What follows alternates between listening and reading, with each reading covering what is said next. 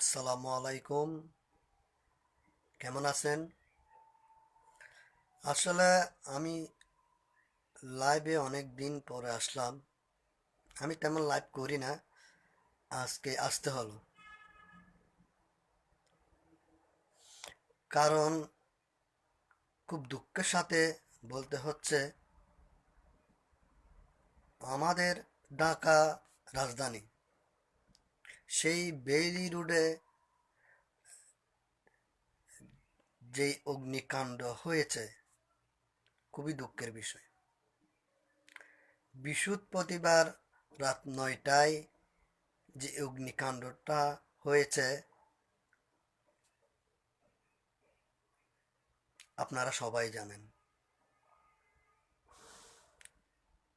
আমি খুবই দুঃখের সাথে বলতে চাচ্ছি, এই ধরনের অগ্নিকাণ্ড কারো প্রাপ্য নয়। তো আমি বলতে চাচ্ছি যে ব্রাহ্মণবাড়িয়ার যেই পাঁচ একই পরিবারের 5 সদস্য ইন্তেকাল করছেন, খুবই দুঃখের বিষয়।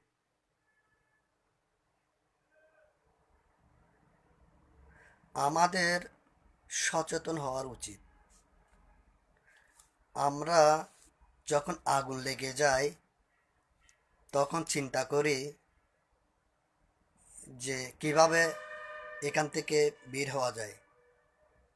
আমরা একটা জিনিস যদি নলেজে রাখতে পারি, যে আগুনটাকে প্রথম দিক থেকে যদি নিয়ন্ত্রণে আনার ওই রকম সিস্টেম যদি রাখা যেত, তাহলে নিজেরাই কিছু চেষ্টা করে নিয়ন্ত্রণে আনা যেত।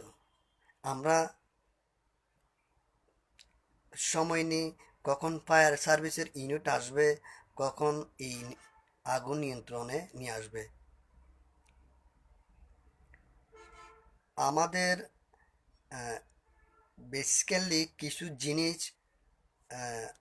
আগুন নিয়ন্ত্রণে আনার জন্য ওই ধরনের সিস্টেম যদি প্রত্যেকটা সেক্টরে রাখা হয়, মার্কেটে, দোকানে, অফিসে, বাসা বাড়িতে, প্রত্যেকটা জায়গায় যদি সেফটি কিছু এই ধরনের কিছু রাখা যায়, যে প্রথম দিকে এসে ওই আগুনটা নিয়ন্ত্রণ আনা যাবে।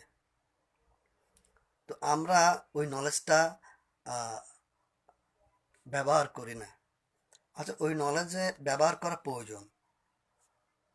যে প্রথম অবস্থায় যদি আমরা যদি আগুনটাকে নিয়ন্ত্রণে আনতে পারি, তাহলে অনেক ক্ষতির থেকে বাঁচাতে পারবেন। ফায়ার সার্ভিসের এক ইউনিট আসতে আপনার হয়তো বা সময় লাগবে আধা ঘন্টা। আপনি যদি আধা ঘন্টা ওর জন্য ওয়েট করে থাকেন, তাহলে আপনার এখানে অনেক বড় লস হয়ে যাবে। আগুন তো আর থেমে থাকবে না, আগুন আগুনের সিস্টেমেই জ্বলতে থাকবে। তো সেই জন্য আমাদেরও কিছু নলেজে রাখা প্রয়োজন, এই আগুনটাকে কিভাবে নিয়ন্ত্রণে আনা যায়। ওই ধরনের কিছু সেফটি কিছু আহ, যদি রাখা যায় প্রত্যেকটা সেক্টরে, প্রত্যেকটা জায়গায়, আমার মনে হয় আমরা আগুনটাকে নিয়ন্ত্রণে আনতে পারবো।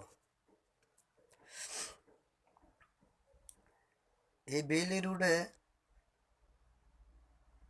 যে ঘটনাটা ঘটে গেল, এই ধরনের অনেক পরিবারের সদস্য চলে যাচ্ছে। একটা পরিবারের একজন সদস্য চলে যাওয়া মানে অনেক দুঃখের বিষয়।